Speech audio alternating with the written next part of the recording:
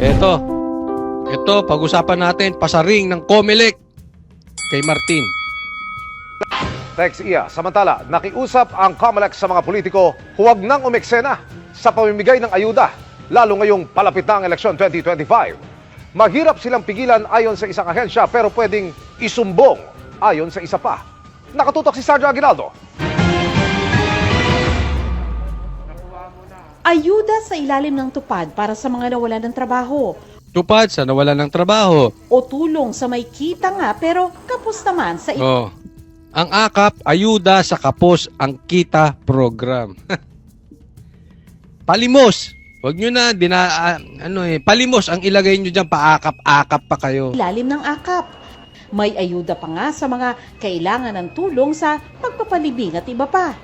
Hindi tutol sa mga yan ang Commission on Elections o COMELEC. Pero sana raw walang umeekse ng mga politiko sa pamamahagi lalo't papalapit na ang 2025 midterm election. Naku, COMELEC, nagpasaring sa'yo, tamba oh.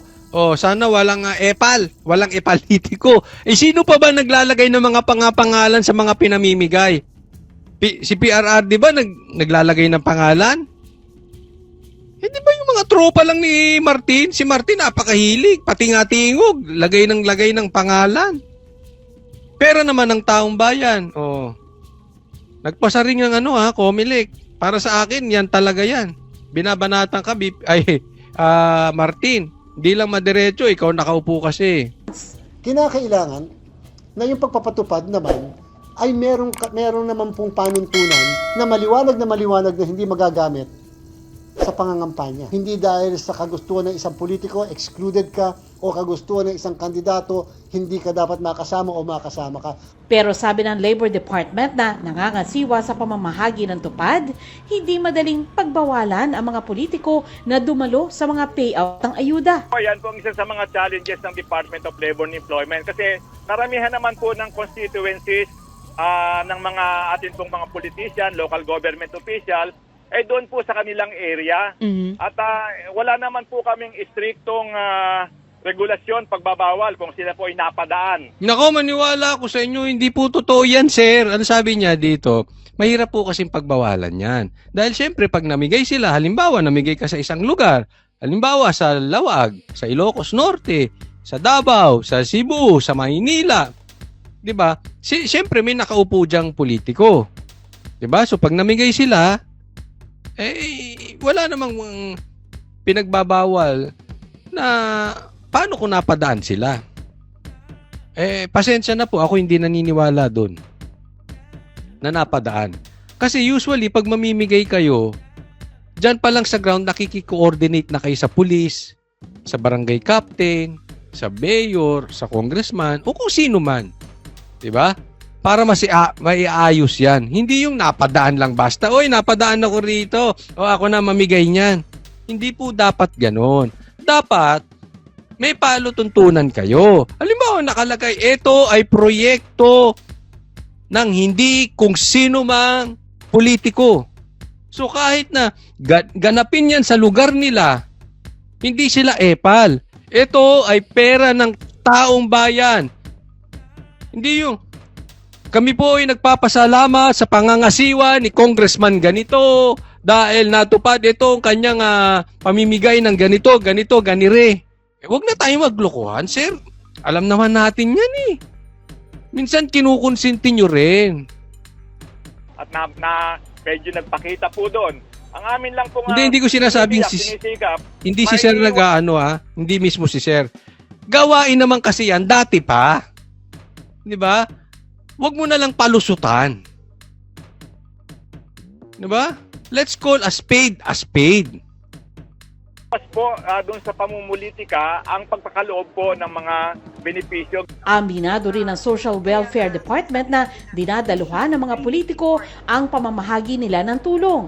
Minsan kongresista, minsan lokal na opisyal. Kapag meron pong mga presence ng mga partners natin, ng mga legislators, that is in exercise of their oversight functions. In some activities, may mga local partners tayo who are present primarily because they extend assistance to the DSWD Pinapahiram po nila sa amin yung kanila pong mga covered court, yung kanila din pong mga security. Yan. Buti pa si ma'am, inamin.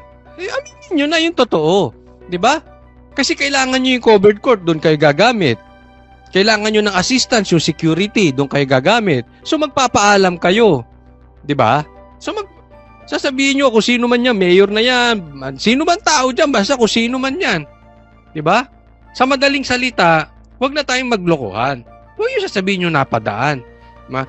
Aminin nyo na, gawa na lang natin ng paraan. Halimbawa, para sa akin, sabihin ninyo, ito ay proyekto ng gobyerno at ng hindi kung sino mang politiko. Ganun. Maglagay kayo ng tarpaulin. Ipagbawal nyo, sir, bawal yung pangalan nyo. Huwag nyo ilalagay yung pangalan nyo dyan sa pamimigay.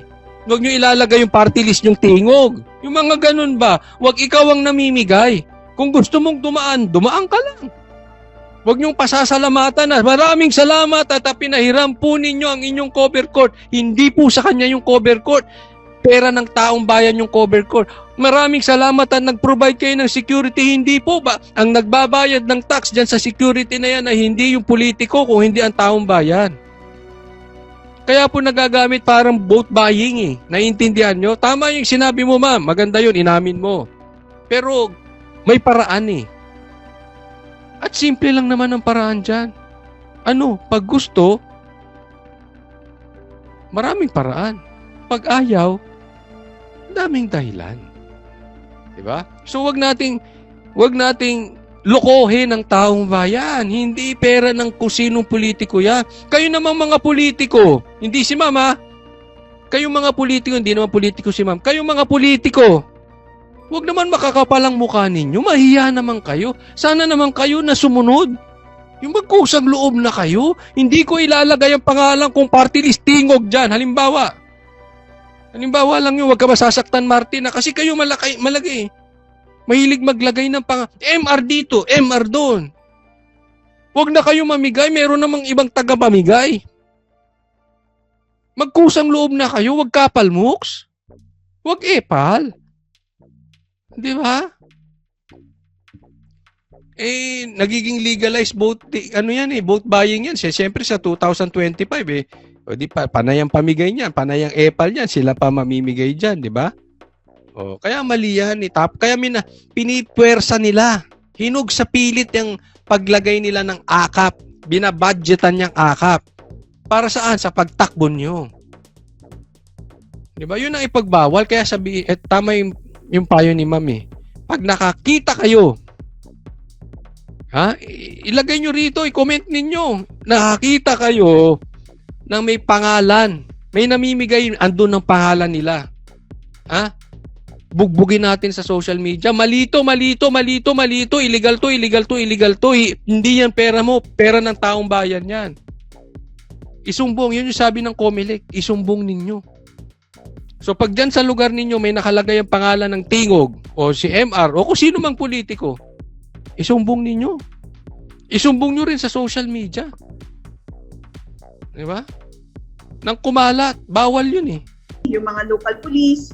Pwede aniyang isumbong kung ginagamit ang ayuda sa pamumulitika. Kung pag nakikita po kayo na may mali, Correct. then i-report niyo po.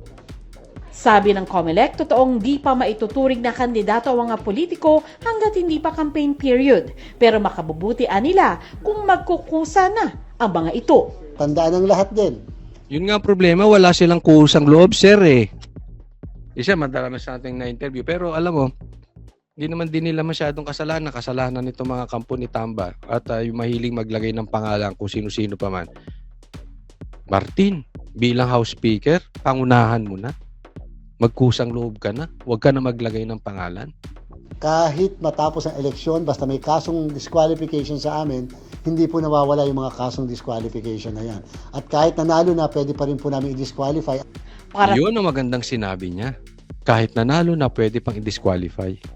Tatandaan natin, bilog ang mundo, balang araw, uupo rin si BP Sara. Kaya yung nag-aabuso sa pera ng taong bayan at sa kanilang posisyon, balang araw, uupo ang Duterte. Wala po kayong magagawa dyan kahit NPA at komunista pa kayo. Tatandaan nyo yan. Pwede pa kayong ma-disqualify kahit nanalo kayo sa maling paraan. Antayin natin si VP Sara. Maraming salamat po. Huwag po kakalimutan i-like po itong video na ito. At sana sa mga hindi ko pa subscriber, muli tayo nagpapaalala, subscribe po kayo. Coach Oli News PH para sa Diyos at Pilipinas nating mahal. God bless everyone.